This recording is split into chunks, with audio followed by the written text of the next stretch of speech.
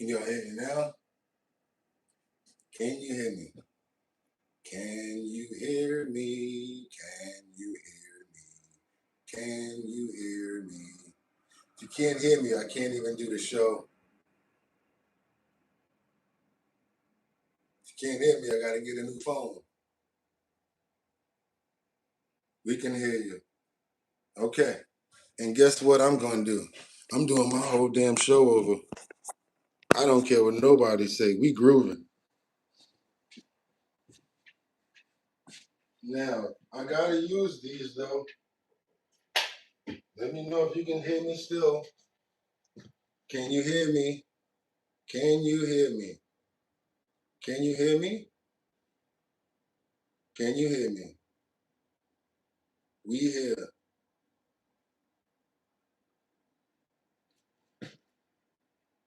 Yes. Oh shit, it's on. Fuck that. Excuse me, I don't give a fuck. Excuse me, about to go back in. I do not care. About to get my ass busy right now. I can't even see my chat, but y'all can hear me? Loud and clear? Okay, cool. Shit, I'm doing my joint over. Fuck that. We got busy this morning. We doing that all over. We doing that all over. We gonna act like we ain't even. You can hear me? You can hear me? Hell yeah, we doing all that over. We doing it from the top. You ain't shutting me down. I did a good ass performance this morning. That was Drew Hill right there, boy. You ain't messing up no Drew Hill. That's for opening up those pores. We gotta open up those pores. We gotta open up those pores. Gotta open up those pores. And y'all know why I'm open, right? Huh? Because I did that. Doom, doom, doom. Doom, doom, doom. Doom, doom, doom. Doom, doom, doom, doom. Doom, doom. Wait a minute. Doom, doom, doom. Doom, doom, doom. Doom, doom, doom. I said, what? You wanna dance? I'ma make you dance. What? You wanna move? I'ma make you move. I said, I got this feeling I can't turn it loose. That somebody else is been next to you. I said, can't walk around like I was your fool. Cause being who I am, I can't lose my cool. I said, my friends keep telling me about things going on, but deep in my heart, what? I hope that they're wrong. Somebody's sleeping in my bed. What messing with my somebody's somebody's taking my place. Somebody's sleeping in my bed, messing with my head. Up taking my place. Oh, whoa, whoa, whoa. I come home early expecting your warm embrace. But something's wrong, cause it's written on your face. That was my joint right there, y'all. I ain't gonna let nobody take us out. I ain't gonna let nobody stop my shine. You know why? Y'all know what the deal is. We got the sound back. And if pump that beat. It's Tuesday, December 9th. That's right, y'all. It's 2025. I'm your host, BOOGOTTINYC, and this here's our bottom line. Where we be talking about this and that, and that, and this, and this, and that, and that. Where we be talking about this and that, and that, and this, and this, and that. Just got me lit. Told you I wasn't gonna let them knock me down. Wasn't gonna let them knock me out and take my style.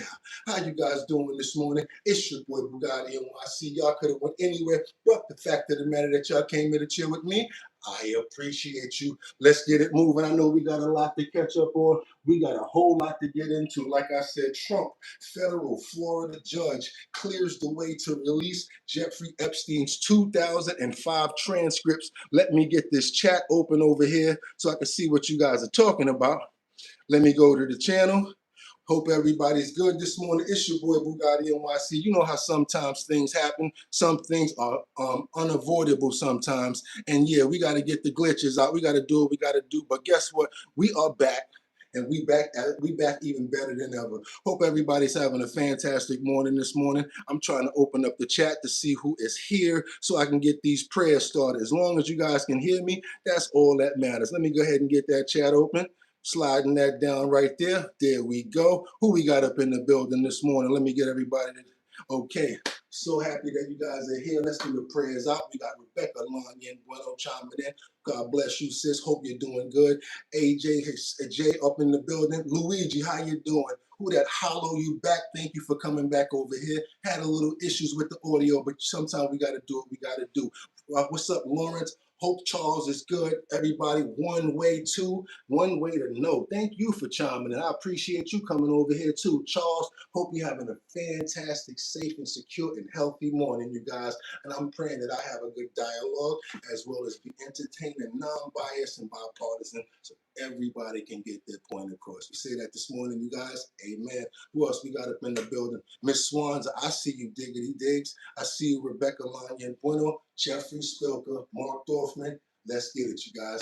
It's time to do it. Y'all know what I'm about to say. I got 5 on it. I'm going to stack 5 videos at a time. All I need you guys to do is stay on point, stay on topic, and let's do what we got to do around here at our bottom line. Also, let me know where you're chiming in from, what time it is in that area that you're chiming in from, as well as, you know what, where you at, where you're chiming in from, and what time it is. That's enough, you guys, because I love to go get content from the regions and the areas that we at. We got trending topics, we got current events, we got a whole bunch of stuff to get into. I hope you guys are having a great morning, because like I said, I am, and it's time to get moving. You know what I'm going to tell you guys right now, right? Let's get into these titles. Let's go. It's time to get it, y'all. We have Trump, federal Florida judges clears the way to release Jeffrey Epstein's 2005 transcripts. That's right, you guys. Y'all heard it right here first. Let's keep on moving forward because we got a lot of catching up to do. We're about 3 minutes behind, but we got to do what we got to do. Let's keep on moving forward because there's a mother in tears as she scolds a doctor accused of secretly recording their patients and children. This guy is a creep. He got arrested, and he got a whole bunch of jail time. You guys are going to see it because you got it coming from here, right here. Let's keep on moving forward because last but not least, you're not going to believe it, but yes, is she on the way out? It sounds like it. She's got at least about 2 more weeks left if she doesn't get her act together. Talking about none other than Kristi Noem. That's right, you guys. We've got Kristi Noem who's in the heading this morning, and she's skating on thin ice, says the White House inside sources. And we're going to get to that, you guys. We got a lot to cover, you guys. Glad that you came back because guess what? It's time for me to get to work. Without any further ado, let me get this audio right as long as you guys can hear. And I got some gaggle coming directly in, some breaking news from the president as he takes questions from reporters inside of the White House. Let's get it. Good morning. Let's go. Tariffs again. It solves the problem in 2 minutes. Yeah, they bought the largest brands at retail too, right? So they have an incentive to subsidize their products that they can keep it on the shelf. Yeah, who did that? The Indians own the 2 largest brands. They won't take care of it. It's so easy. So, do you have any questions? Yes, President Trump. How How are you? about keeping it on farming? Your team answered all of my questions on farming, but I didn't. You have a farm? Mr. President, yes, in the interest of affordability with this aid package, I assume that that's something you want consumers to see before midterms next year. How quickly will that affect prices in the grocery store? Well, I think the prices are going to be going down already. I mean, the prices are way down. We brought prices way down from what it was. We inherited high prices. We inherited the biggest inflation in the history of our country. That means prices going up. And we brought it down very substantially. Now inflation is essentially gone. We have it normalized, and it'll go down even a little bit further. You don't want it to be deflation either. You have to be careful. But we brought it way down. We had inflation that was the highest in the history of our country. They say 48 years. but I say the history. 48 years is pretty bad too, right? So we're solving this problem. We're bringing them way down. Would you consider MAHA incentives for farmers that go by MAHA guidelines? Well, a lot of the farmers like those MAHA guidelines, yeah. So I mean, they do. We like MAHA. How do you feel about it? Yeah, let me answer that. So this is another reason, I didn't mention it, but this is another reason I think that what we're moving into is a golden age for agriculture. As Secretary Kennedy and I, and across our cabinet with the president's leadership, focusing on making America healthy again, the undergirding foundational effort in that is our agriculture industry. It is our farmers and our ranchers. So as the new dietary guidelines come out in early January, where USDA alone spends $400 million a day on nutrition programs, that's a whole other SNAP, fraud, et cetera. But when you think about what a market mover that is, as we begin to move the market toward more locally produced, American-made, healthier products closer to the schools, the hospitals, et cetera, you again begin to open up so much of the market for the great products produced by these farmers instead of ultra-processed foods out of a box. I have 100% agreement in that right there. I just watched a couple of videos the other day. It seemed as if every product that you and I eat has some sort of GMO in it, chemically modified situation going on, and it worries me when I think about that, because we have all of these modifications and these chemicals moving around in our bodies, and we have no idea what the ramifications are and what they could be doing to us. So to me, it's very important when it comes down to nutrition and when it comes down to really eating good foods. It's so bad now that they've even started to interfere and start to interject themselves when it comes down to vegetables. Now, we were minding our business over here as vegans, minding our business. Y'all can eat whatever y'all want. Now you want to start making fake cabbage, squeezing something in water, molding it, and making it look like it's a real cabbage. That's not what we want. Can we get real food over here, to be honest with you? And it's so scary because it seems like now, once I saw that video, every box I turn around and I look at the ingredients, it has something to do with some sort of a processing, has something to do with a bleach or a dye or something that can basically affect us because it's going into our body. So now you got that chemical coming in from the pancake batter. You got this other chemical coming in from this other thing, from the sausage and the meat that they're making it with. Then you got all of this stuff, and our bodies are taking in all of this stuff. But all we know is it smells good and it tastes good. That's the sad part. And now let's get to the last sentence that I said. Doesn't even taste good anymore. Might smell good, but it don't even taste good anymore. So the sad part about it is I looked through an entire list of foods, and it seems like everything that I'm even eating has something to do with chemical or genetically modified processes in it, and it's scary. Let's keep on moving forward, you guys. That's why I take this very serious, because we have to take care of our bodies if we want to be here. All of that being negligent and stuff like that about other stuff is okay almost, but not your body. The home is here first. You got to take care of yourself. Let's get on over to Washington, where President Trump says the biggest refunds ever are basically about to come to us, as well as zero income tax is what he's floating. Let's keep on moving forward, you guys. I told you we got a whole bunch of work to do. Got a lot of people to get back because we've been having a lot of audio issues. So I got my work to do. President Trump isn't just talking about tax relief. He's talking about rewriting the whole tax code. Next year is projected to be the largest tax refund season ever. And we're going to be giving back refunds under the tariffs because we're taking in literally trillions of dollars. And we're going to be giving a nice dividend to the people. The money we're taking in is so great, it's so enormous, that you're not going to have income tax to pay. And whether you get rid of it or just keep it around for fun or have it really low, much lower than it is now, but you won't be paying income tax. Can we get that in writing? I'm not trying to hate, but can we get that? Whoa, no income tax. Oh boy, I would do the follow people. That's what I'm talking about. Welcome to the Big Money Show. I'm Dagan McDowell. No, we don't want to do round tables and forums, to be honest with you. I want more information from him Look, my cup. about basically what's going on with that. So what we're going to do is keep on looking for more information when it comes down to the income tax. Because on that clip, that was really the most that he had to say about it. But don't think I'm not going to go digging and try to see if we can find more information on that, because that sounds fantastic. Let's get on over to New Jersey, because goodbye, See you later. And we're talking about the former Trump attorney, Alina Habba. She resigns after appeals court upholds their decision for her to step down. Let's keep on moving forward, you guys. We got a lot of news to get out. Let me get these clips out so you guys can have a whole bunch of knowledge on your head before you step out the door. Turn down at the very end, that last question about the U.S. attorney now resigning, Alina Habba stepping down for her role there, saying she wants to protect the stability and integrity of the office. So some breaking news right now here about this, as Alina Habba, the former personal attorney to the president, said Monday she's resigning as the top federal prosecutor for New Jersey, giving up her fight to stay in the job after appeals court she had been serving in the post unlawfully. She did take to social media to reference what was going on in her decision, saying, for the past 5 years, I fought for justice on behalf of the American people, and in my tenure under our great Attorney General Pam Bondi, Deputy Attorney General Todd Blanche, we made New Jersey safer, gave him his first murder-free summer in 50 years. We drove down crime, took violent offenders off the streets, caught terrorists, and put away child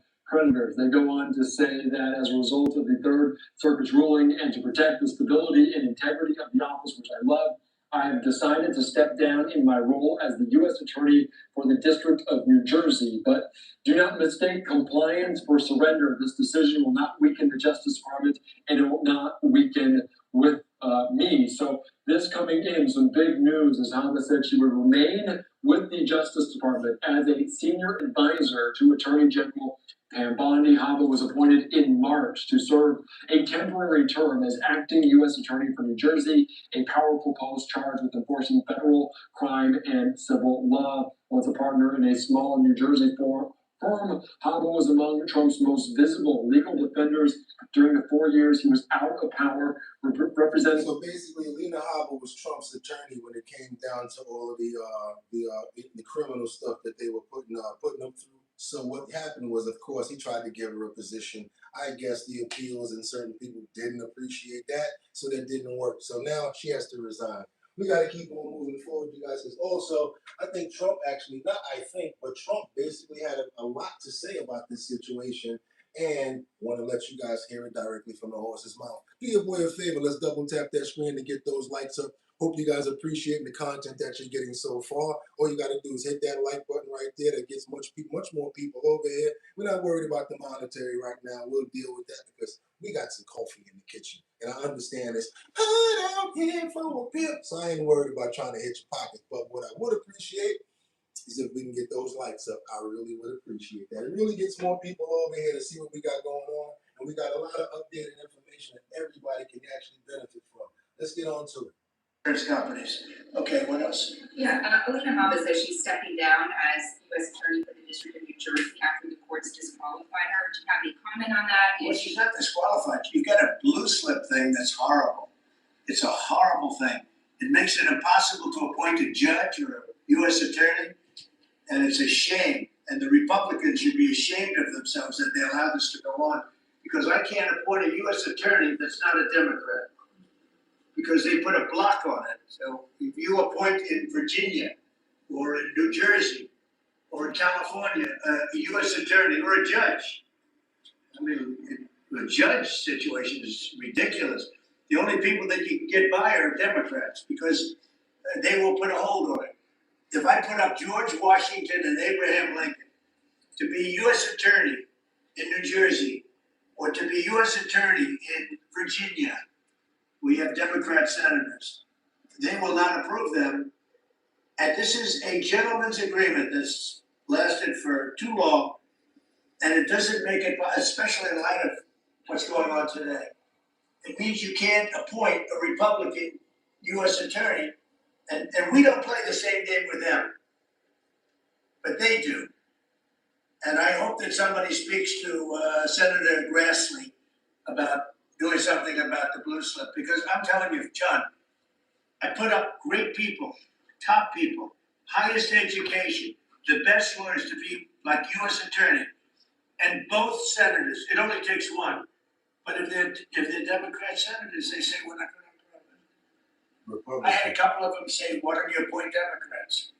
All because Senator Grassley, with his blue slip stuff, will not let anybody go by. By the way, the Democrats have violated the blue slip provision on numerous occasions. Oh, we got more to go, you guys. So he spoke about that, backed it up with some of his beliefs, and guess what? That's what he believes. Let's keep on moving forward. You guys double tap that screen. Let's get those likes up. If you already appreciate the content and you want to be a part of the show, try to become a member, go ahead and hit that membership button, subscribe to the show, hit that notification bell down there so that you know when we're on.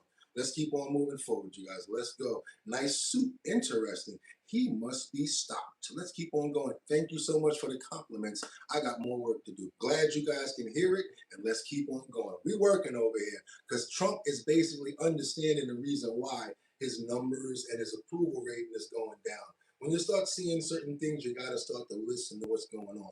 Let's not be funny about it, and let's just be real about it. Like right now, I know I got to step my game up because this audio been acting up. So yeah, Trump is basically going to reboot his campaign, the narrative with an aggressive economic pull, and trying to basically concentrate more on the United States versus going across countries and dealing with such stuff. So now with the reboot, it's going to kind of go back to what he was promising in his campaign. Let's keep on moving forward, you guys, and get a little bit of coverage on what they're doing with that, and we got much more. Let's go. But first, the hot topic of the hour, President Trump doubling down on his affordability push as his top officials urge him to remain focused on bringing high prices lower for the average American, reportedly showing him polls and social media posts in closed-door meetings.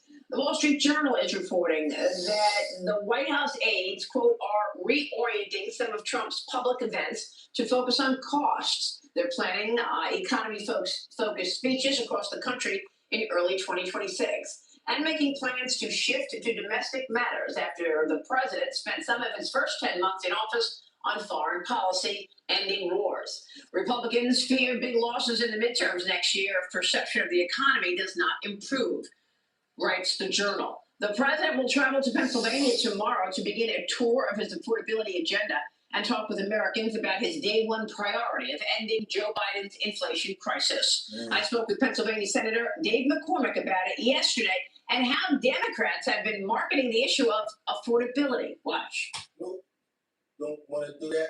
That's enough. Thank you. Appreciate it, Maria, because we need to know that. I'm just going to suggest that people start to step up and have real conversations like, look, it's really hurting over here, but really hurting over there. What you guys are doing on social networks and social media is actually working. Because guess what? When that approval rating starts going down and everybody around the administration starts to notice it, maybe the president isn't, but they're stepping to him and saying, hey, approval rating is going down, and we need your approval rating to stay up in order to support all the other people that we're trying to get in office. That's when he has no choice but to shift his gears and do what he's doing right now. Not in a negative manner. I'm just hoping that it's beneficial to us, and many more people continue to do what they're doing as far as continue to put up social network posts, let people know what's going on in your neighborhood as far as economically and things of that nature. This way, at least people are knowing what's happening and concentrate more on what's going on in your backyard. Let's keep on moving forward, you guys. Let's go. We got more work to do because guess what? On thin ice. Quick story. I was in the 3rd grade. What was that, the 3rd grade or the 6th grade? I love stories like this. I used to live on 108th Street between Manhattan Avenue and Central Park West. Right up the hill was my junior high school, and a couple of blocks down, I would say about 20 blocks, was a school, Louis D. Brandeis. I went to that high school, but we're gonna stay in my junior high school days, up on 165, which is Booker T, right on 108th Street in Columbus Avenue, okay? One of my teachers was taking a whole class to the ice skating rink. The ice skating rink, which is on 110th Street in Central Park West. For some reason, I wasn't able to go. Gotta be honest with you, I was a pretty bad kid when I was in school. I'm gonna own that. I was bad. I was really bad, not even gonna lie. Did all types of mischievous stuff. Always had a stick or a rock thrown at it, something like that. Long story short, I wasn't able to go on the school trip. They said, no, everybody can go on the school trip except for, and I'm not gonna tell you my real name. Nope, don't need to tell you that. Boogotti. They said, you're the only one that can't go on the school trip. Okay, I can't go on the school trip, but it's at the skating rink that's 2 blocks away from where I actually live. I could walk to the skating rink. So you know what I did? Yeah, I went to the skating rink before they even got there. So I didn't even know how to skate. I stayed there like 2 hours. I'm all skating all around, trying to learn how to get good and everything. All of a sudden, I see my class come in, right? So I go over there and I'm talking to everybody and I'm hanging out with the students. And the teacher's like, hey, what are you doing here? Like, starting to tell me what to do. I said, wait a minute. I'm not with you. You guys can't tell me what to do. I started skating off. She stood there like, couldn't do nothing about it. That's my story. I thought it was pretty funny because all of the kids started laughing like, he's right. He's not with us. She was kind of mad. I love Miss Keller. Miss Keller, if you're still around, don't take it personal. I really appreciate you, especially for the glasses that you bought me because I had astigmatism and you noticed that. My sixth grade teacher also noticed that I had astigmatism, took me to her doctor and got me glasses and paid for it with her own money. That's a good teacher right there. So even though we had our back and forth, I love Miss Keller to death. Still went back after I graduated. Still was going up there to see her. So yeah, it's not a bad situation here. Let's get on to this situation with thin ice right here, where Christy Nome is skating on thin ice. Let's keep it going, you guys. Let's go. Double tap that. We are back with if you appreciate the public school story. Breaking news, one of President Trump's cabinet members is reportedly on, quote, thin ice. 4 sources telling MS Now that the president is considering removing Kristi Noem as DHS secretary as early as next month. Let's bring back MS Now White House reporter Jake Traylor. Jake, what more are you learning?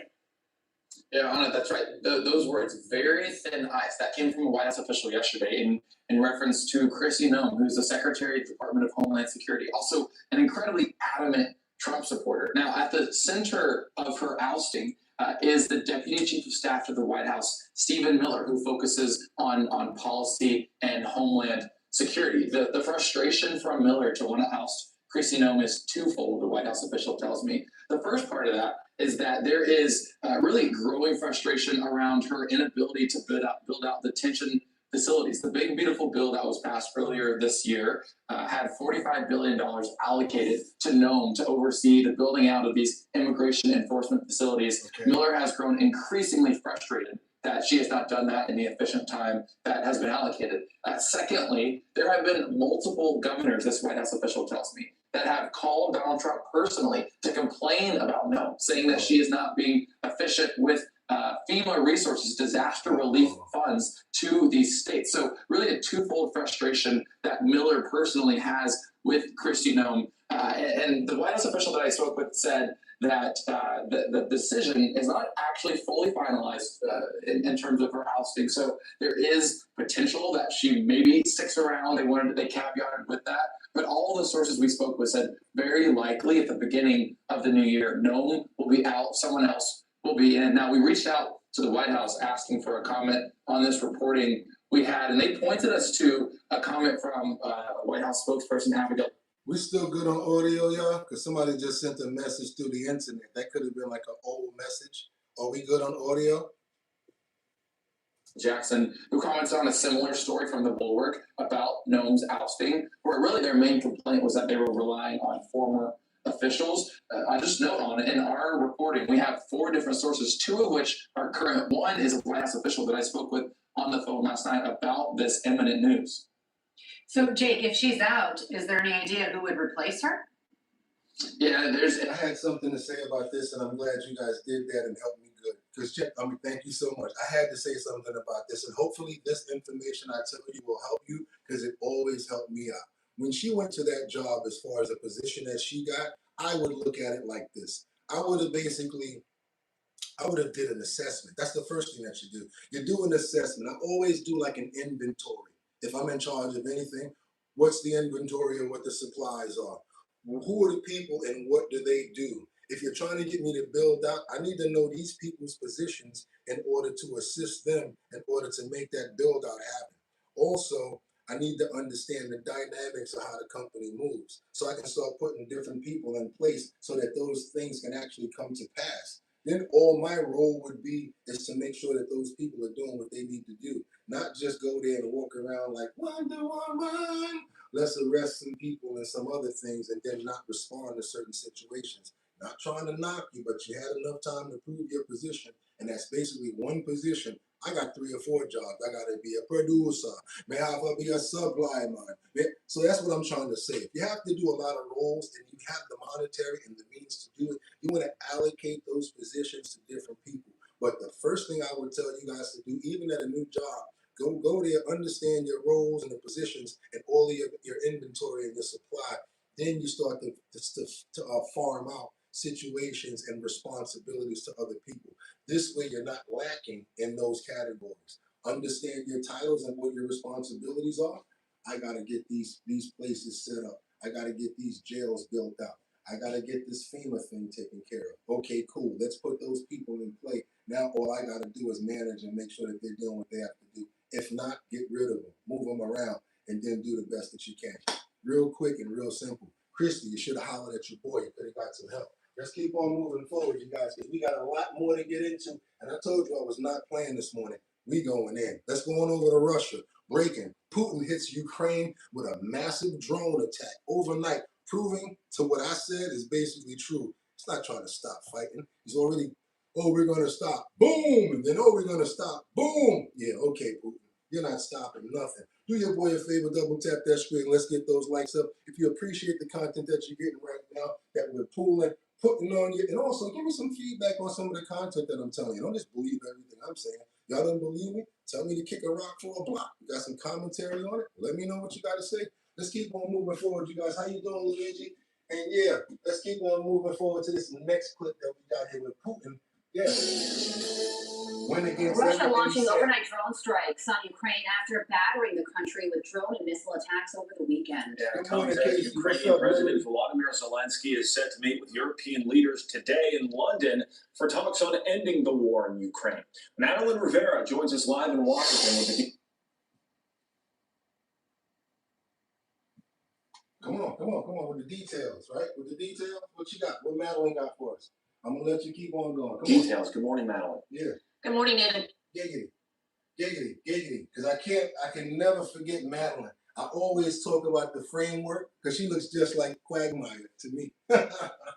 Carly, President Zelensky says Russia has been ramping up its attacks on Ukraine's infrastructure, meaning more power outages during cold winter months. For the country's Air Force, the most recent incident overnight involved more than 100 Russian drones. As these attacks continue, Ukrainian and American officials press forward with peace negotiations. Their latest meeting in Miami did not yield a resolution, though Zelensky says they agreed on next steps for talks. It appears, though, the president is losing some patience. I'm a little bit disappointed that President Zelensky hasn't yet read the proposal. That was as of a few hours ago. His people love it, but he hasn't. Russia's fine with it. Russia, I guess, would rather have the whole country when you think of it. But Russia is, I believe, fine with it, but I'm not sure that Zelensky's fine with it. His people. Zelensky has to give up territories right now, and he really does not want to be giving up territories because he just feels like I don't. Because, it would be terrible. Think about that. I live in New York, and they're like, oh, you got to give up Brooklyn, you got to give up the Bronx and Manhattan because we own it now. I mean, it's just like that. I mean, but sometimes when you lose, homeboy, you got to sacrifice, and sometimes you got know when to hold 'em, know when to fold 'em, know when to walk away, know when to run. You never count your money.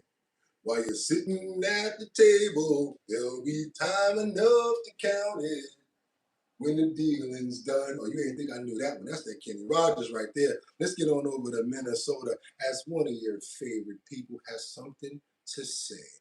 Ilhan Omar blames the FBI for the $1 billion Minnesota fraud case. You heard me right. She said it's the FBI's fault. It's not the people's fault that stole the money. It's the FBI's fault for not being able to catch him. Oh, boy, you heard that right here. And no, I didn't make that up myself. I'm going to let her say it herself. All right, Minnesota Congresswoman Ilhan Omar responding to her state's massive welfare fraud scandal, pinning the blame not on the criminals, but those working to protect the American people. If there was a linkage in that the money that they have stolen going to terrorism, then that is a failure of the FBI and our court system and not figuring that out and basically charging them. Host of My View, Laura Trump, joins us now. Laura, thank you so much for joining us. So what do you think about that explanation there? Ilhan Omar saying that if taxpayer money did in fact go to the Al-Shabaab terrorist organization, it would be a failing on the part of the FBI for not figuring it out. Whoa. Yeah, she sounded super confident in that answer, didn't she, Carly? She could not figure out how she was going to convince people that that was the case, but she said it anyway. It's ridiculous. Of course, the only failure here is from the people who are in leadership positions in Minnesota who allowed this fraud scheme to happen. And I'm looking at Ilhan Omar and I'm looking at Tim Walz, and they really are in the crosshairs of this whole thing. And a lot of people are wondering how it is humanly possible that this was allowed to happen. And this thing is huge. You talk to the White House, and they have said, look, this is probably so much bigger and far-reaching than just Minnesota. We know $1 billion was stolen from the taxpayers in Minnesota. The White House says it actually is probably just scratching the surface. That's just the tip of the iceberg.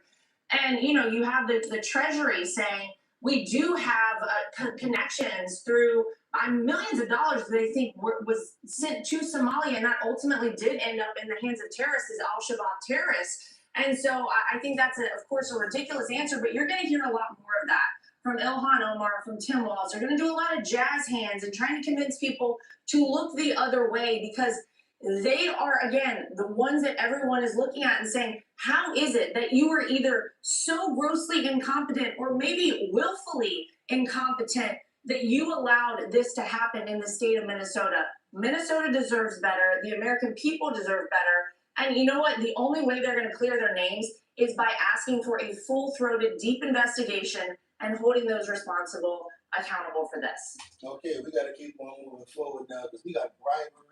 We got information coming out about the Biden administration. Yeah, operation is exposed by the DOJ with a jaw-dropping bribery scheme, allegations that Cuellar is making, and claims against the Department of Justice and FBI.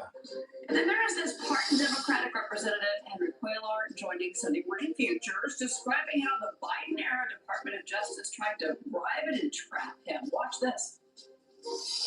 First of all, we're innocent, and we have looked at all the evidence that got provided through discovery. I'll emphasize this, not a single person said there was a quid pro quo.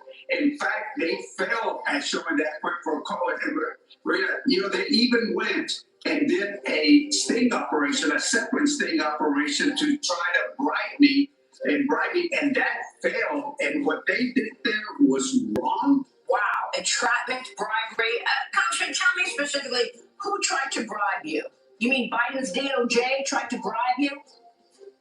Yes, they did. The sting operation, they set up a false company, false account. They took out the money, and they said this money was to bribe me. They tried to use this money. They talked to my DC staff. My DC staff told them no. There was nothing there, so they actually returned the money back to the account because they couldn't bribe me. Everything came in from the DOJ in D.C. Everything came from the DOC office there. The local office, that is the one in Houston, never got enough. And from my sources, they did not get involved because they felt there was not a case. And Cuellar filed to run for re-election as a Democrat shortly after President Trump announced that pardon last week, Maria. Cheryl, Henry Cuellar complained about the wide open border a lot under Joe Biden's leadership, okay? So Joe Biden in office almost 4 years. And throughout that time, Henry Cuellar, because his district sits right on the Rio Grande, he many times said this wide open border is bringing in criminals. This is not safe. 350 people were identified as being on the terrorist watch list. And I'm wondering, Liz, if that's the reason that he got indicted in the first place. Well, we hear a lot about retribution from President Trump. All his critics say, oh, he's out for vengeance, etc. I think we saw a lot of that under Joe Biden. It wasn't just Cuellar. It was also Eric Adams, the mayor of New York, if you remember. They went after him because he too dared to speak out about how these illegal migrants were damaging New York City. Keep on moving forward, you guys. I try to get the whole full story out as well so that you guys can understand what it came from originally and what they're talking about and why that could be a possibility. If you appreciate the content that you're getting this morning, do your boy a favor, double tap that screen. Let's get those likes up. If you haven't subscribed, go ahead and let's go ahead and subscribe to the channel. Hit that notification bell down there so that you know when we're on, and we got to keep on moving forward to one of your favorite girls. That's right, dedicating this one to my favorite girl. She's the only woman in the whole wide enough. That's my joint right there too. Oh, that was the joint right there, y'all. Let's go. Jasmine Crockett, one of y'all favorite girls. She's trying to run for Senate, and she's announcing it could come very soon. The announcement that Jasmine Crockett is running for Senate could be coming as soon than you guys expect. Let's go for it, you guys. Let's go. Well, another Democrat is in some trouble as Congresswoman Jasmine Crockett has a debt problem, owing over $3,000 from a lien on her high-end condo in Texas. Ironic because, as we told you last month, her #1 priority is living a life of luxury. Her lavish lifestyle has cost over $75,000 this year alone, with much of it going to luxury hotels and limo services. Apparently, if you're a member of Congress, you can live pretty high on the hog. This woman doesn't really say much of anything, and we have that expose that came out from her former aides that said she really just wants to be booked on TV. Oh, I love tossing to myself, guys. Well, I got campaign cash is covering all of her lavish expenses. How is the Congresswoman who makes $174,000 a year unable to pay her debts? She apparently doesn't think it's a problem as she prepares for a potential Senate run, with a possible announcement coming by Monday's filing deadline. I am closer to yes than I am no. I will tell you that. But regardless of what people think, strategy matters and execution matters. And there are a lot of people that don't believe in Texas. And so for me, if I am going to tell people that they need to believe in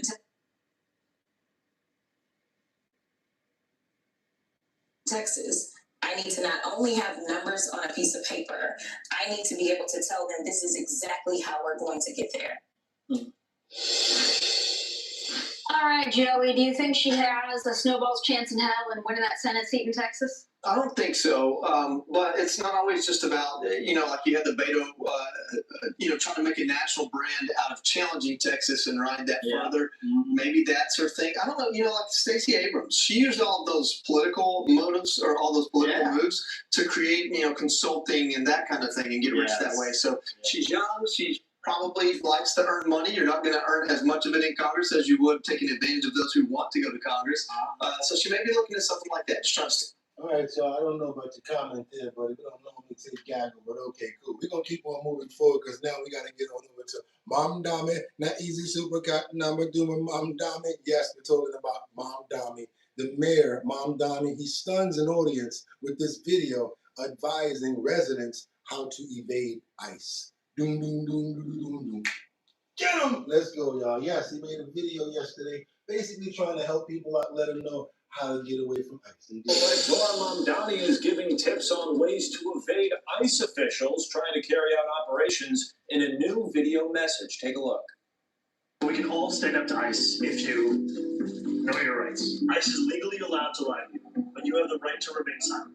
If you're being detained, you may always ask, am I free to go? Repeatedly until they answer you. You are legally allowed to film ICE as long as you do not interfere with an arrest. New Yorkers have a constitutional right to protest. And when I'm there, constitutional right to protest. Okay, come on.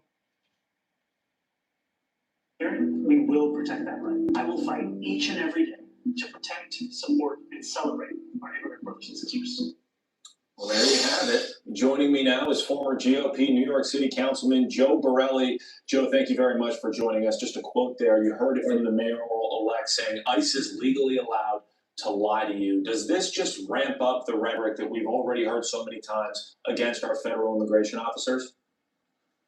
Yeah, I mean, you would hope that the mayor of the largest city would probably, ideally at least, hope that people would comply with law enforcement and not hold rallies and protests that make their way into violent assaults on ICE officers.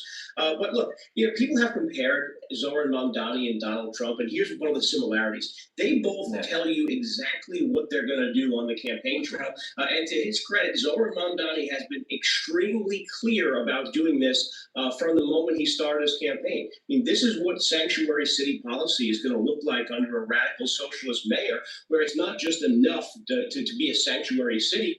He's encouraging the constituency, the New Yorkers out there, to actually actively oppose ICE. Not just people, under the investigation of ICE, but people just in the streets. He wants them to actively oppose ICE as they execute their lawful duties inside the city of New York. This is a new day for New York. This is a far cry from Mayor Adams than anything we've ever seen before.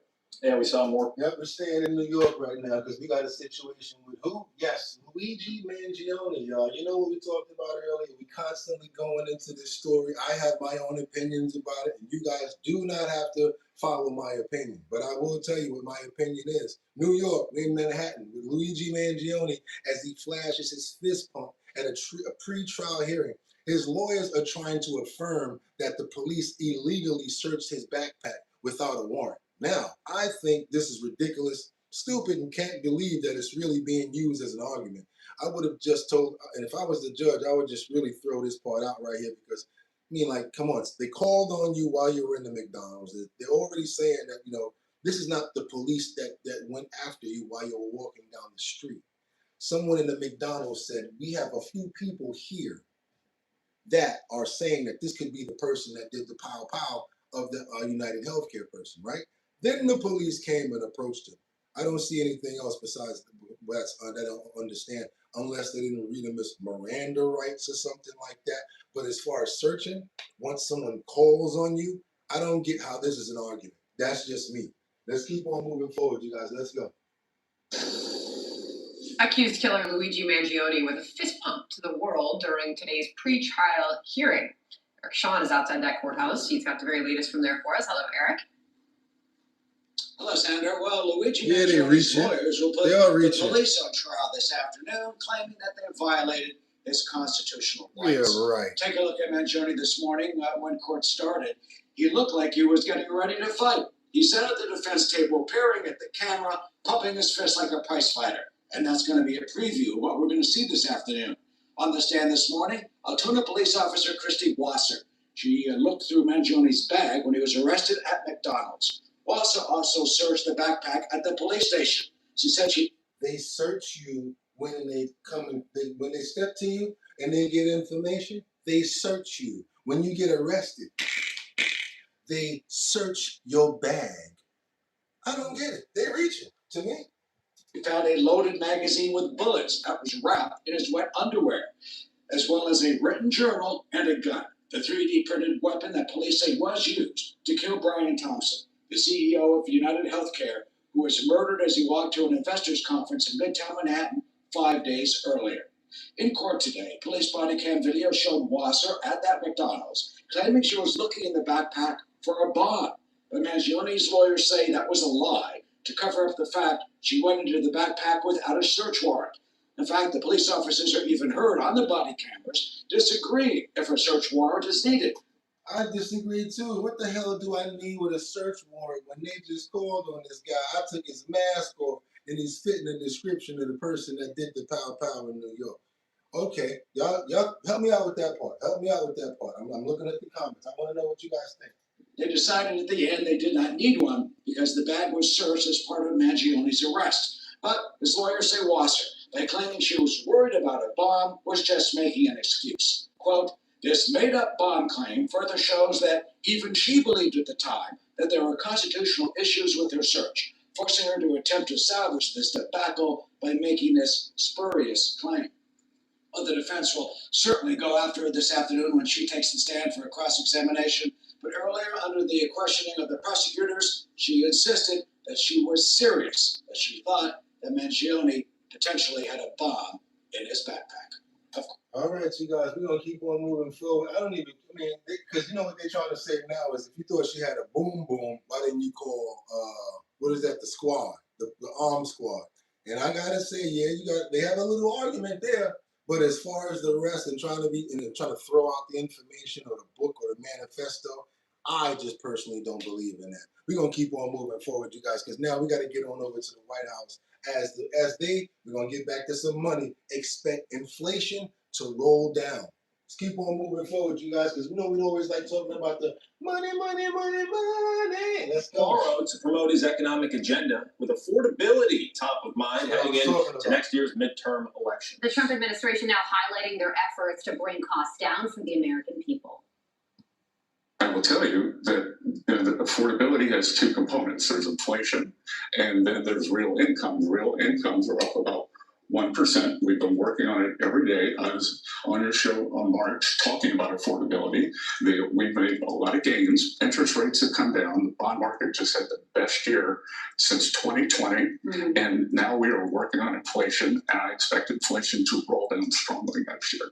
Co-host for the Big Money Show, Taylor Riggs, joins us now. Taylor, good morning to you. We haven't seen the president on the campaign trail in some time, but he will be on Tuesday in Pennsylvania. Tell us why this is so important. Messaging. Scott Besson, said it there. There's two parts of this component, but we have to explain that to the American people. True. The Trump administration has to do that. So it's all about going back to all of those sort of swing states, Pennsylvania you mentioned, and talking about it. The big, beautiful bill passed July 4th that became law. I don't want to just talk about it. Can you guys help us out on the land? The people that are really feeling it, help them out. That's what I want to do. Was incredible in terms of a pro-business, pro-worker, enticing businesses to start investing, to start building. No tax on tips, no tax on overtimes. But that's been sort of lost in the affordability conversation. So it's just about making sure people understand and realize how important that was that got done. So President Trump has called this issue of affordability a Democratic con job, essentially. Yeah. That being said, he's rolled back the tariffs on some food items like coffee and beef. Is he sort of splitting the difference there? You heard Secretary Besson say that they're not going to deny the American people what they're feeling. Are they trying to sort of do both things here? Yeah, I think they're trying to avoid what Kamala Harris did when everyone kept saying All right, that's enough of that anyway. Coffee's great. Your feelings aren't real. Your feelings are valid. Right. So people are going to the polls and saying prices aren't coming down. This isn't good enough. Oh, yeah. Matter of fact, let's bring that back because that is true. That is true. Coming down, this isn't good enough. The administration is trying to recognize and meet the voter where they are. It's going to be tit for tat. I think overall long term, in Trump 1.0, tariffs prove that they were not inflationary, but those were much more targeted. These have been broader based tariffs. Plus, we're just coming off of a 22% increase in inflation in the last 4 to 5 years. And so voters are still very frustrated at that. Yeah, here is Jamie Dimon on how he views the state of the economy today. Watch this. In the short run, it looks like the American consumer is doing fine, is chugging along, companies are making profits, stock markets are high, and that could easily continue. There are a little small negatives, like jobs are weakening, but just a little bit. Inflation is there and maybe not going down. And maybe not going down. Yeah, that's the stuff that people are actually feeling in the hood and like in the supermarkets. Those prices are not going down. I feel a bunch of price gouging still going on at the supermarkets. Do your boy a favor, double tap that screen. Let's get those likes up. Now we got to get on over to Washington. We're staying over there because now we have a taxpayer, this advocate, who's basically criticizing, what's his name, Moore? I forgot his first name, Moore in Baltimore. Moore, who's actually in Baltimore, his data with the federal government. I'm sorry, Wes Moore. That's right. Wes Moore is his name. Got some information going back and forth about in Baltimore right now. The back and forth over SNAP benefits continues. Governor Moore is taking to national media outlets, vowing to fight the administration's demand for recipient data or lose funding. Fox 45's Rebecca Pryor joins us live to break down the controversy and the growing questions about Maryland's own oversight of the program. Rebecca. Mary and Kai, while Governor Wes Moore is doubling down as a defender of SNAP benefits, tonight one taxpayer advocate that I spoke with is arguing that it's Maryland's own mismanagement, not federal politics, that's putting this food assistance funding at risk. The battle over SNAP benefits intensifying this week. The Trump administration threatening to cut off funding to states refusing to turn over data, detailing who is receiving what. In response, I do not understand, and will the level of cruelty that we continue to see from the President of the United States is just absolutely staggering. Governor Wes Moore joining several states suing to block the request. In a statement, Moore calling the ultimatum reckless. What's cruel and what's reckless is what the state is doing with taxpayer dollars. Weighing in, taxpayer advocate David Williams arguing the governor's stance ignores a bigger issue. Maryland's own handling of the $1 billion program. The federal government should absolutely be asking for this information because, first of all, it's a lot of money. And secondly, this is the fault of the state. The USDA saying the data is needed to weed out ongoing waste and spot fraud. Come 2027, new financial penalties will also be put in place for states with high payment error rates, meaning cases where SNAP benefits were over or underpaid due to administrative mistakes. Given Maryland's 14% error rate, one of the highest in the country, the state stands to lose $240 million in federal funding. And this could come to other states, you guys, because now when this is happening, they're going to start doing much more investigations into SNAP. Let's keep on moving forward. Let's double tap that screen to get those likes up. We got to get on over to what? New SNAP worker requirements in Florida. Uh-oh. You got to work 80 hours a month in order to get your SNAP benefits in Florida, you guys. Let's go. It's different states and different laws that's already starting to come into play. SNAP eligibility requirements are in effect in Florida. Just days in, the move is drawing some criticism. Others are praising the GOP-led push to cut spending. Tonight, 10 Tampa Bay News reporter Miguel Octavio explains the move. After the longest government shutdown in history, that's April, and then Andrew and Adriana. Taylor Grant and her 4 children finally got their November SNAP benefits. So I was really grateful because, Thanksgiving was right there, so I was really, really grateful for that. But that may not last for millions relying on SNAP under new rules now in effect. More adults must work, volunteer, or participate in job training for at least 80 hours a month to get full benefits. It also repeals work exemptions. Gotta work for it now, y'all. And young adults aging out of foster care. Never judge a book by its cover. You never know what their story is. Grant, who says she was once homeless, feels many will be at risk of hunger. And in the blink of an eye, it could be you. But many don't look like you're missing no meals, though. I gotta be honest with you. Don't look like you're missing no meals at all. Republican states needed to cut spending and boost the workforce. Former Hillsborough GOP state committeeman Tom Gayton says the changes are overdue. When you look at these things together, we're incredibly generous to the people who need it, but we also need to transition them out of the need, right? And that's where these education programs come in. It was meant for people that had real problems. In many cases, it wasn't meant for people that could do whatever they wanted. Gayton says the new rules will be beneficial in the long run. Anything we can do to lift more votes, more people out of poverty, it benefits us all. But Grant questions its impact. They're just not thinking about the repercussions of it.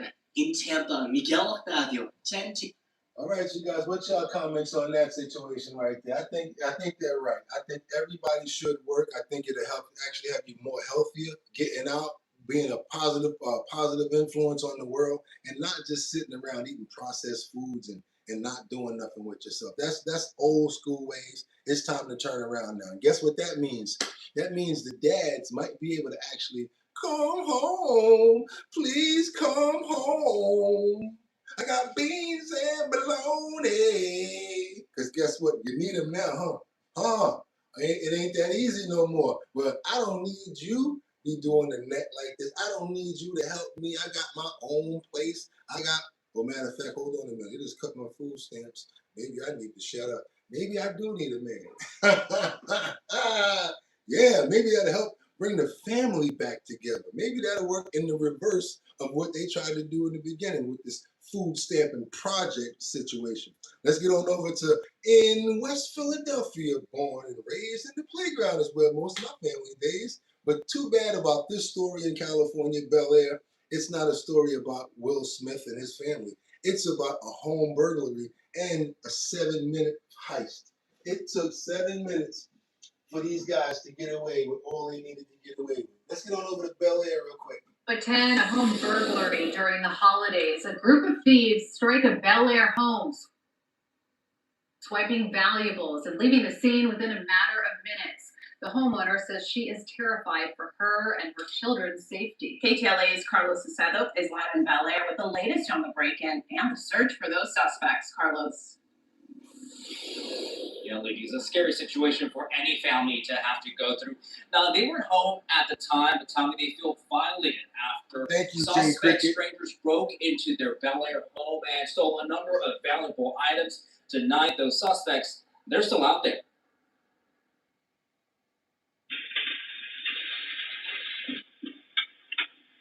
Consider them the not-so-fresh bandits of Bel Air. Four masked men in dark hoodies seem to appear out of nowhere, going through hedges to avoid the home surveillance system without realizing multiple cameras were tracking their every move. One of the men climbs over a side gate, unlocks a door, and lets all the intruders through the back. Once inside, they use a laundry hamper from the home and start throwing in items. They also take a safe with them. This was very bold. There's cameras all over the place. In fact, one of the rooms that they entered shows cameras. The homeowners ask that we not show their faces for safety reasons. You feel violated. This is a home that, you know, you're supposed to feel safe in. We worked hard to be able to provide a home for our children, and we don't ever want them to feel like it's not safe to come home to. That's messed up. The home burglary happened Friday night just before 7 o'clock. The thieves get in and out in just 7 minutes. They were really well disguised, and but you can see some of their mannerisms, you can hear their voice, and you can also hear one of them say another person's name. One of their names is Devin. They are seen leaving in a Dodge Challenger that was waiting for them outside. When LAPD got there, the burglars were long gone. Devin, you asked out, bro. So y'all gonna have a burglary on your hands. I'm gonna tell you like this. When Devin get caught, I hope that he's strong enough to not tell it on the rest of them, because Devin gonna tell it. They're gonna say, yeah, well, he said your name on the camera. He gonna be mad. Like, wait a minute, you mean to tell me they told on me? Well, now I can tell. So Devin, get ready, y'all. Devin might be spilling the beans. Let's keep on moving forward now over to Detroit, where this woman, the mother, calls this doctor a coward. She asked him to look her in the eye. This is the mother of a child who's been tormented and who was secretly being recorded by the patient's doctor. Do you know that this creep was so crazy that he secretly recorded his own? Oh man, I can't even bring myself to say that word. Let's go. Watch this. Watch this. The predator. Stop looking at the ground, you coward. Look up and look me in the eyes. I address you. Emotions are running hot as an Oakland County doctor is sentenced for sexual misconduct. Today, dressed in prison orange as Dr. Omar Ajaz was sentenced to at least 35 years in prison, and this comes after he pleaded no contest to 31 counts of sexual misconduct. Eric Erickson joining us in studio this afternoon to break down a very emotional day in court. Incredibly emotional. Those victims, prosecutors, the judge, not holding back in court today. Several women spoke, calling the disgraced doctor an evil, sadistic, and narcissistic pedophile, pathetic and disgusting, a monster, a creepy weirdo, a waste of space on this earth, and a sorry, sad excuse of a man. Now, the judge agreeing with the victims and the prosecution, sentencing Omar Ajaz to 35 to 60 years in prison, along with lifetime sex offender registration. Now, Ajaz pleading no contest in October to 31 counts of sexual misconduct. The minimum sentence was 25 years. You may remember this case began after Ajaz's own wife alerted police in August of 2024. Investigators say they found more than 13,000 videos over a 6-year period. Police even found recordings of his own family. One mother who spoke today said she collapsed when she learned Ajaz had recorded her and her 2-year-old son changing out of their swimsuits at Goldfish Swim School. She looked right at Ajaz today and said, quote, "You pissed off the wrong mom." Here's more. Stop looking at the ground, you coward. Look up and look me in the eyes. I address you.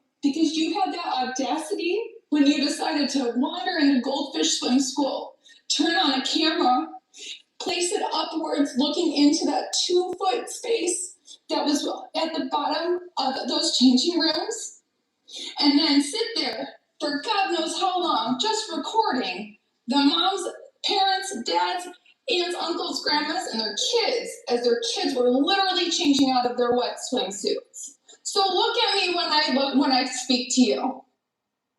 Despite those demands, the judge never looked up at her or any of those other victims. The judge went on to say it's incomprehensible to her that there's a human being that could have stooped to this level of conduct.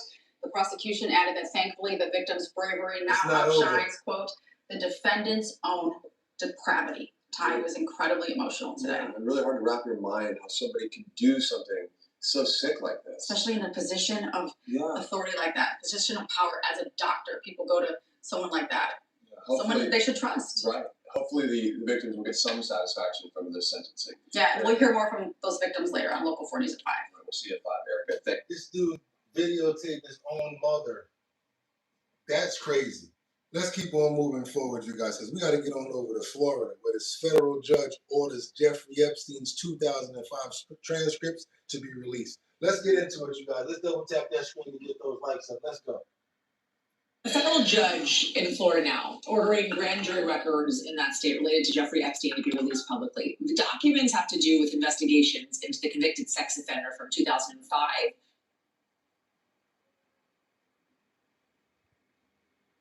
To 2007, a different judge denying a similar attempt to make the records public earlier this year. But that request renewed in light of the bill Congress passed last month requiring the Justice Department to release the troves of records amassed over the course of their investigations into Epstein that also date back decades. I want to bring in Tom Winter to talk more about this. So help us understand this, because it seems as if these records, right, they are related to the earliest known federal inquiry into Epstein.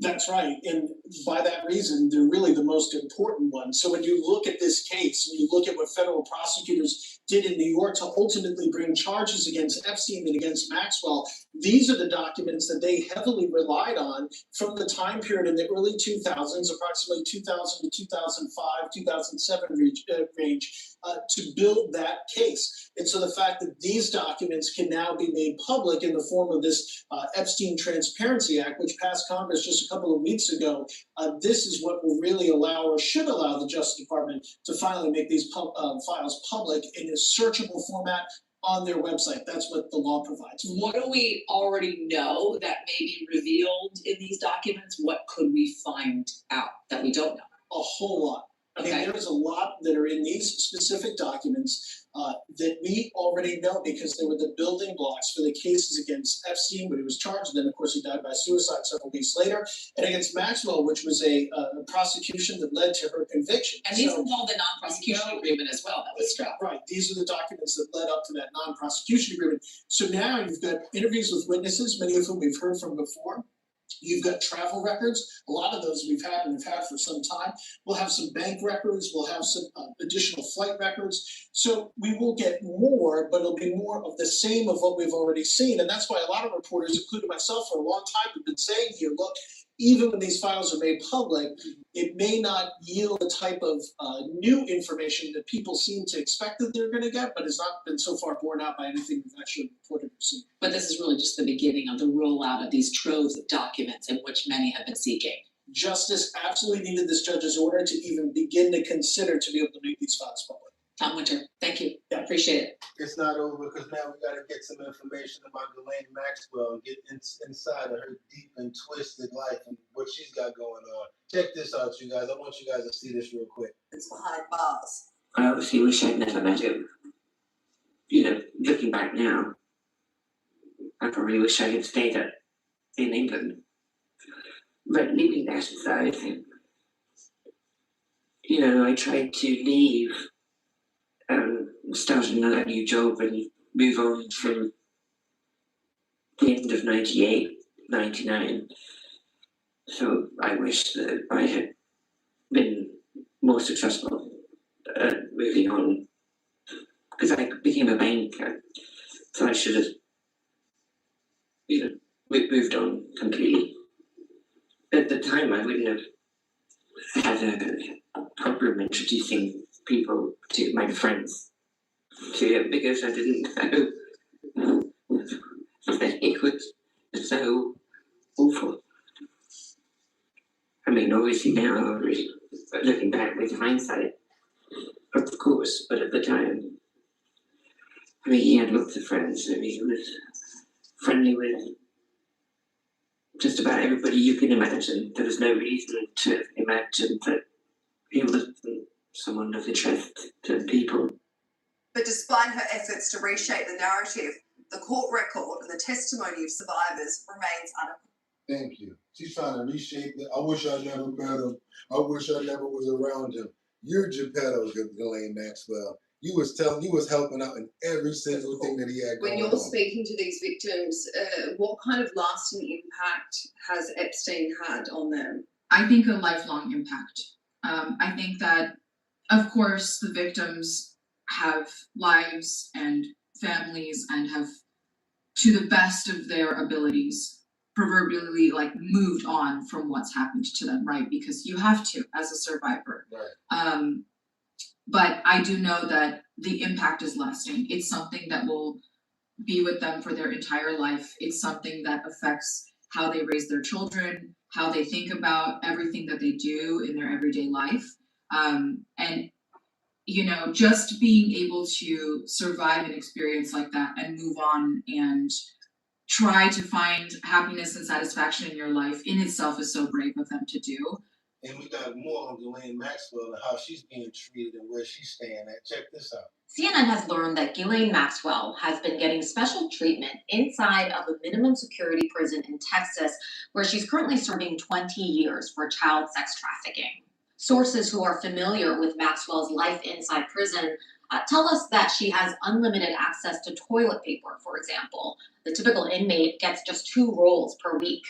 I'll make her use her hand. Straight up. I don't have any toilet paper. We know. We give you some soap. Use your hand. At one point, she was getting her meals and mail delivered to her cell. She's also been allowed to use the chaplain's office inside the chapel for guests visiting outside of visitation hours. And Maxwell's arrival at this prison has really had a chilling effect on the other inmates there.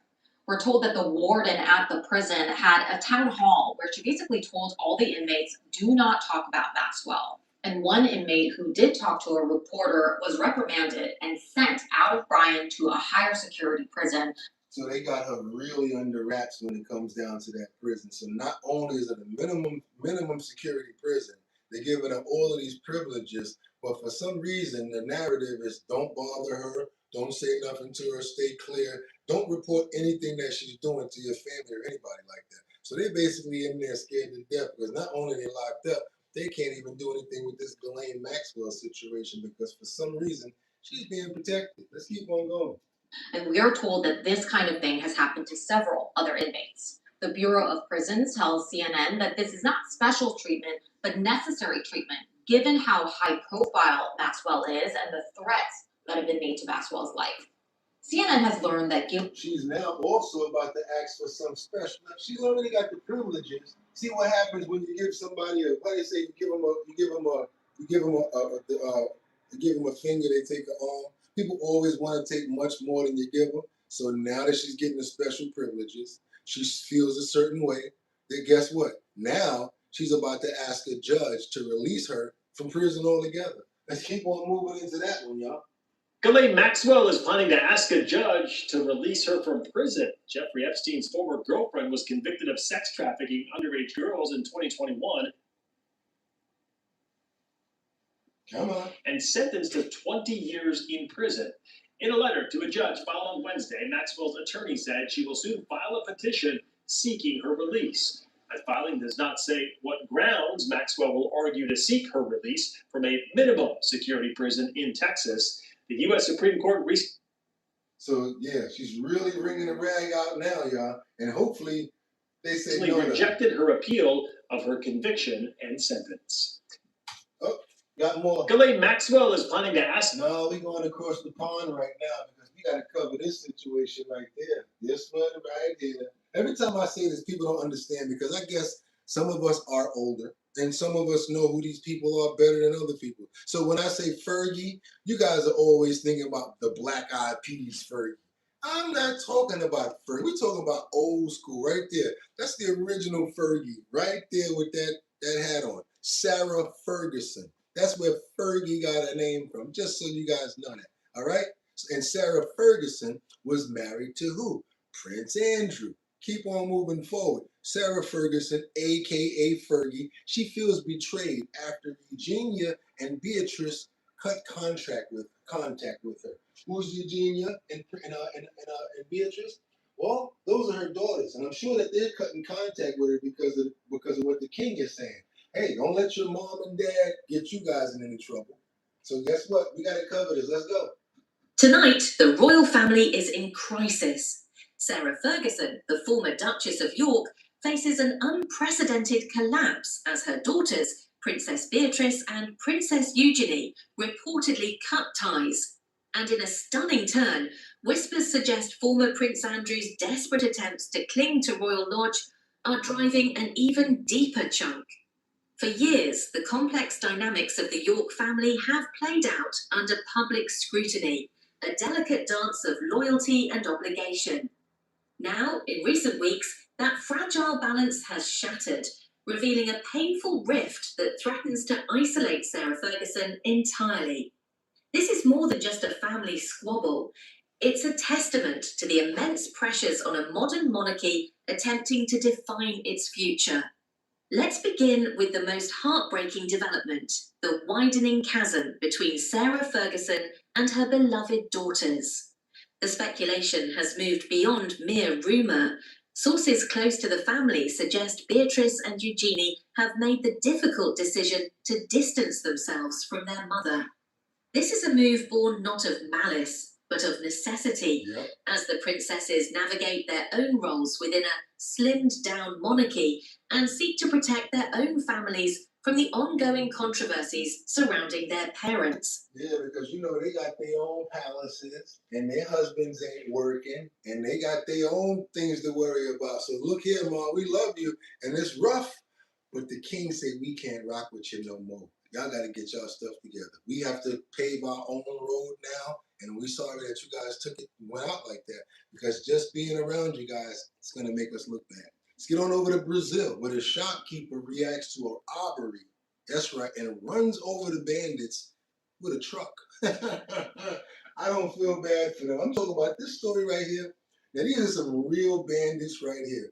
I'm talking about, I can't even make this up right here. Rules knob a spot. They get away on a moped.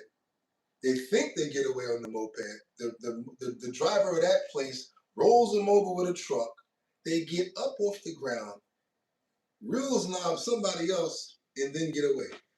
This is crazy. Brazil, I don't know how this is possible to happen.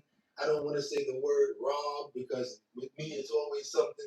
So I'm trying to say it in a certain way, but check this out, you guys. Camera at a gas station records what seemed to be just another ordinary day in Minas Gerais, Brazil. Two men arrive on a motorcycle when suddenly a pickup truck approaches. The driver slams the car into the motorcycle and runs over one of the bandits. The stray dog that was there doesn't think twice and runs away as fast as he can. I'm out of here. The driver is the owner of a supermarket that had just been robbed by the criminals. He followed the thieves until he had the chance to take justice into his own hands, and he certainly didn't waste the opportunity. Dazed, the run-over criminal struggles to get up.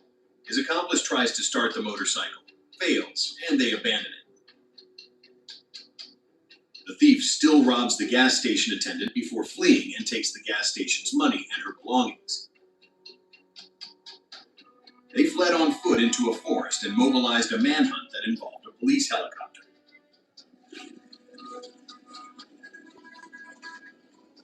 Despite the police's effort, the bandits managed to escape and were only located the following day at a bakery. They were preparing to place their order with the waiter as if nothing had happened.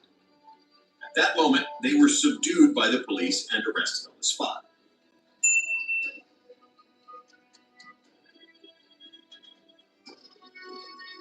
Tell us in the comments what you thought of the attitude of the shopkeeper who sought his own justice. I want to know what y'all think about that too. Do y'all think that that was justifiable for them to get mowed down like that?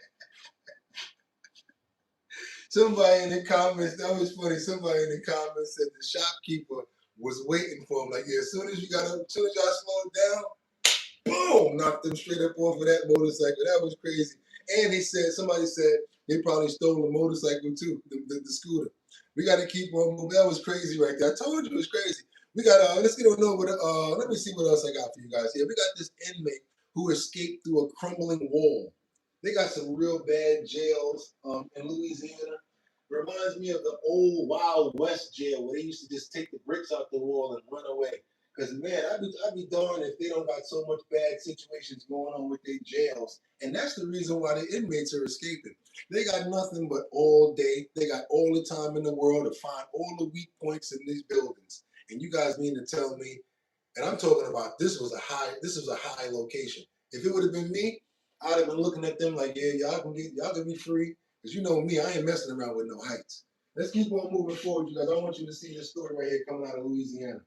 Welcome back, everyone. Right now, a manhunt is underway in Louisiana for an escaped inmate who broke out through a crumbling jail wall. So check this out. This is the wall 3 inmates escaped through at the St. Landry Parish Jail on Wednesday. Investigators said they used bed sheets to lower themselves to the ground, like something out of a movie. Authorities recaptured one of the inmates on Friday. They said the second one committed suicide as police were closing in on his home where he was allegedly hiding out. The third, 24-year-old Keith Eli, is still on the run. He was in jail on a charge of second-degree murder. By the way, this escape marks the second major jailbreak in Louisiana this year alone. If you recall, back in May, 10 inmates broke out of jail in New Orleans using electric hair trimmers to cut their way through the cell walls. All 10 were eventually recaptured. Welcome back. Anybody ever hear of jackpotting? Anybody know what jackpotting is? Well, you're about to learn now because they got this situation called jackpotting where these people are finding ways to take money out of ATMs. They hack the ATM, and next thing you know, all the money comes out like a jackpot. Check this out, you guys. We got a situation now in Milwaukee where an ATM jackpot heist came down in Chicago as well as other neighboring states. Do your boy a favor, double tap that screen and get those likes up. Also, if you haven't subscribed to the channel, why not? Become a member. Let's keep on moving forward, you guys. Jackpot, check this out. A man stole hundreds of thousands of dollars from ATMs in several counties. It's a heist they are calling jackpot. And investigators say this type of crime involves hacking into ATMs to rob money. Stephanie Quirk, live in the newsroom, never heard of this term before, and now charges are filed. Yeah, Ben and Sam, the 26-year-old man, is in custody at the Waukesha County Jail tonight. He's accused of several felonies after investigators say he targeted ATMs across southeast Wisconsin. They also say he didn't do it alone. Jackpotting, a term that might make you think of winning big at a casino, but for investigators, a mechanism that criminals use, typically organized rings of criminals. It's a cybercrime that typically ends in a loss for majority. Is it a trend? It's more prevalent right now. Prosecutors charged a Chicago man by the name of Edison Landaeta Martinez after they say he stole thousands of dollars using ATM jackpotting. The heist involves using a technology device to manipulate the ATMs to dispense all the cash they contain, like someone just hit a jackpot. If somebody essentially interferes with the use of an ATM machine, it's a felony. In this case, investigators say he stole $41,000 from Summit Credit Union in Waukesha using ATM jackpotting. That same day, he's also accused of robbing 2 different banks. One Diggity said if I would have known that when I was a teenager, I would have been paid. one in Wauwatosa and one in Oak Creek, stealing a total of more than $220,000. But prosecutors say he didn't stop there. Roughly 2 weeks later, they say he made his way over to Michigan, where investigators tracked his car to 2 different credit unions. Encouraged financial institutions to, if their machine reboots overnight when there's nobody's on staff, let it shut down. Tell it not to reboot. Investigators say Landaeta Martinez was eventually arrested by Madison police per Waukesha police's request. He's now charged with several felonies as investigators now search for his other partner in crime. And a judge said it If I'm not mistaken, that's not just a regular felony. Those should be federal crimes, no federal felonies. his bail at $300,000. The criminal complaint says investigators identified another suspect involved in this case. As of tonight, that suspect is not in custody. Back to you guys. Stupid is as stupid does. Now, y'all can't tell me that that wasn't dumb. I mean, he tried. He definitely tried. Check this stupid situation out right here. This lady who live streamed a car accident that her sister lost her life in a drive-by power. Thank you so much, Connie Kinda, for the $5 super chat. Let's get those likes up. You guys, Bugatti works hard. You got to go to work now, but I hope you have a wonderful day. Thank you so much, Connie, for the $5 super chat. Everybody thank Connie. Let's go. Check this out. A woman who made headlines for killing her sister in a live-streamed car crash was craziness. Come on. Was reportedly killed in a drive-by shooting. Reports from Stockton, California say Obdulia Sanchez died on December 2nd. In 2017, then 18-year-old Sanchez was driving drunk with her sister and a friend in the backseat of her car when she crashed the vehicle. She then continued streaming, even showing her sister's dead body to the audience. She was sentenced to 6 years in prison after pleading no contest to charges that included vehicular manslaughter. She was released after serving just over 2 years, but didn't stay out of trouble. After 2 years, she was back in court when cops say she refused to stop her car and led them on a police chase. No arrests have been made in her death, and the San Joaquin County Sheriff's Office is asking anyone with information to come forward. For Risa. Yeah, you guys, I want you guys to see that, because just in case, you know, that was brought up again 2 days ago. It's some new breaking information. Terrible, tragic situation, all for a live stream. Stupid. Now we got to get into this mystery animal who pops up on a couple's Ring camera. I think they think it's a coyote or something like that. But you know how some people are. They don't care what it is. They're going to keep. Check this out. My neighbor texted me and he was like, hey, I think there's some sort of animal in your backyard. He was there since Friday, just like howling his head off. I was staying with my sister that weekend, so I got home on Sunday. First thing I did was go in the backyard and check. At first I thought puppy, but then everyone comes over and they like look at him and they're like, wait, he looks like a coyote. So we pull up, like baby coyote, and sure enough, it was like identical. We were like, whether he's a coyote or not, like we're gonna take him in for the night, like make sure he's safe and we'll take him. Now let me ask you guys a question. You get a call from your neighbor saying there's an animal in your backyard. Okay, why don't you go over there and take care of it? Call the ASPCA. But you don't. You go back home and you find out it's a coyote. What are you gonna do? Are you gonna keep the coyote or are you gonna give him over to animal control? What do you guys have to say about that? Huh? Let me know.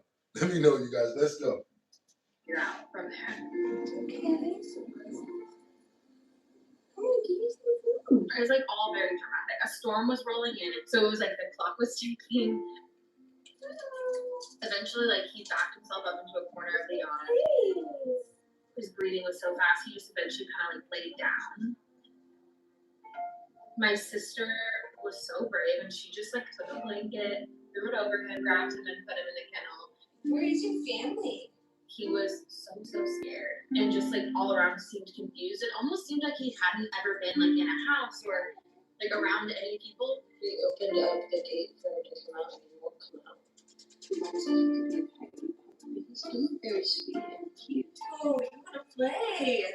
You are a dog, I think. And the next day, I told his vet they were like, he's not a coyote. So I think he's imprinting on me. He's following me around. Do you think I'm your mom? I might be your new mom. What do you mean, Mike? It's over for you. That's your dog.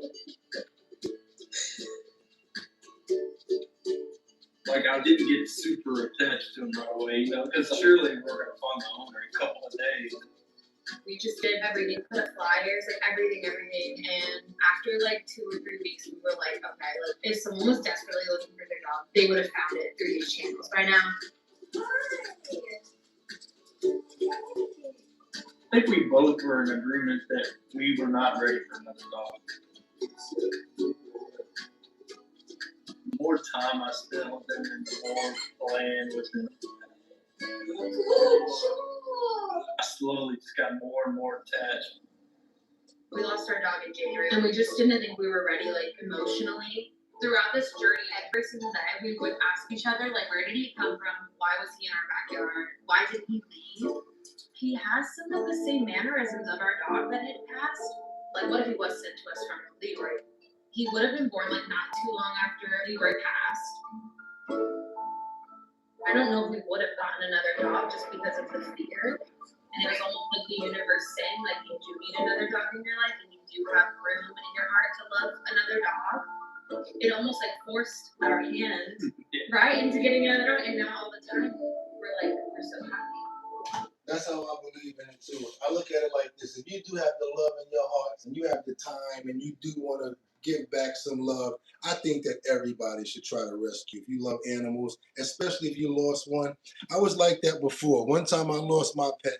Gotta be honest with you. I'm like, I don't want no more dogs. No dog is gonna be like Cowboy. I'm never gonna be able to match that love. But guess what? Once I saw that next puppy, wait a minute, what's his name? His name is Ghost. Came over to me, started licking and everything. Guess what? Had room in my heart, and I kept that dog. I had him for about 15 years or something like that. Right now, I would have loved to start fostering dogs and taking care of them because I do have the space for it. I just don't have the time for it. So that's why we're working on getting an entire rescue so I can just move there and live there and get the HELL hockey sticks out of New York. It ain't going to miss me, and I'll still be able to do what I got to do online.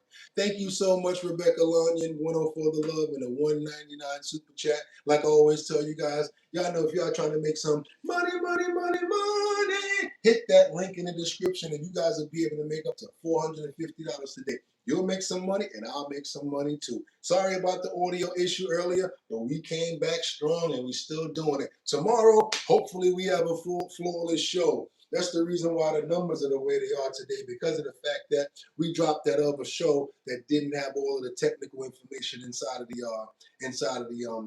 description area as far as all of the hashtags and everything. So we were able to sacrifice, to bring back the show, but we did lose a lot of promotion and stuff like that. But guess what? Tomorrow is another day to get it right. And if I have not been proven my quote problems present opportunities, I don't know who has. I try to live by everything that I say because I love to be a man of my word. And with that being said, let's get those prayers out to the people here. Casey, good. Let's hope you have a fantastic day, Casey. Rebecca Lanyon Bueno, Sky, thank you so much, JR. Also, we got Terry in the building, DJ Mod, Lanyon, Sky. There we go, Batty Lynn. I see you, Rebecca. That's the other Rebecca 6227. We got Jay Cricket in the building. Luigi, thank you so much. Sam Champion, everybody who's here under the sound of my voice. Want you guys to have a fantastic and safe day. Can't wait to see you tomorrow because guess what? We're going to do it all over again as long as the Lord provides us with the breath and the air to get us right. We say that today. Amen. Like I always tell you guys, double tap that screen. Let's get those likes up. If you have not subscribed to the channel already, oh, yeah, RIP Cowboy and Ghost, no doubt. Thank you so much, Tiffany so much. But I'm definitely going to get another pick. Definitely going to be doing that because I love them so much, and I do have the energy to do it. But you guys, like I always tell you, y'all could have went anywhere. But the fact of the matter that you came in and chilled with me today, I appreciate you. So until tomorrow, same time, hopefully we go with this audio situation because I ain't going to stop. I keep on waking up in the morning, so I might as well keep doing the show. See you guys tomorrow. With that being said, get 'em. Peace. One.